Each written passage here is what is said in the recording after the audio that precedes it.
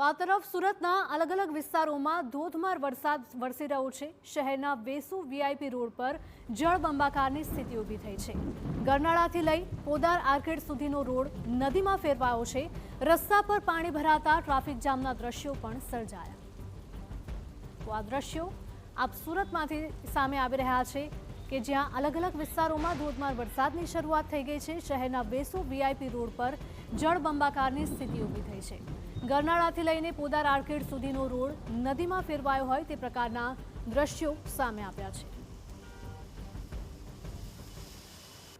જે રીતે ગુજરાત હવામાન વિભાગ તરફથી આગાહી કરી હતી, સુરતની અંદર ભારે પવન સાથે જે વરસાદ છે તે વરસી શકે છે। અત્યારે પરિસ્થિતિ જે છે નિર્માણ સુરતની અંદર જે થઈ રહી છે, જે ભારે પવન સાથે જે વરસાદ જે વરસી રહ્યો છે, અત્યારે તમને જે દ્રશ્યો જે બતાવવાના જે પ્રયત્ન કરી રહ્યા છે જે છે તે સુરતના જે પોસ્ટ ગણાતા વિસ્તાર એવા કે જે વેસુ વીઆઈપી રોડ છે ત્યાંના આ દ્રશ્યો જોવા મળી રહ્યા છે।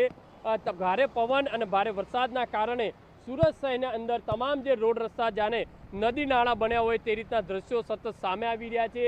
લોકોની જે વાહનો છે તે પાણીની અંદર ગરકાવ થઈ જાય ત્યાં સુધી જે પાણી છે તે ભરાઈ રહ્યા છે।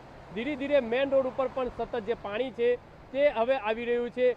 વેસુ વીઆઈપી રોડ હોય, પાંડેસરા હોય, સચિન જીઆઈડીસી હોય, ઉધના, નવસારી, પાલ, અડાજણ, કતારગામ, વરાછા સ્ટેશન વિસ્તાર, આ તમામ જે વિસ્તારોની વાત કરીએ તો અત્યારે તમામ જે મેઇન રોડ રસ્તા છે તે પાણીની અંદર ગરકાવ થયા છે। અને સાથોસાથ ભારે પવન હોવાના કારણે કોઈ જાનહાનિના અત્યારે કોઈ મેસેજ નથી મળી રહ્યા, પણ લોકોને સાવચેત રહેવા માટે સતત તંત્ર તરફથી સૂચન કરવામાં આવી રહ્યું છે।